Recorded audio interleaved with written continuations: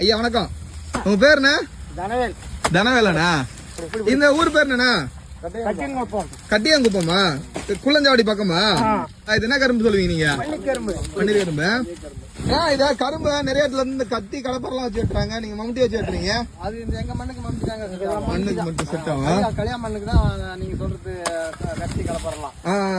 எங்களுக்கு வந்து இது மணல் கொல்ல மணல் பூமி இது. சரி, நார்மல் கரும்பு போறது இதுக்கு என்ன வித்தியாசம்?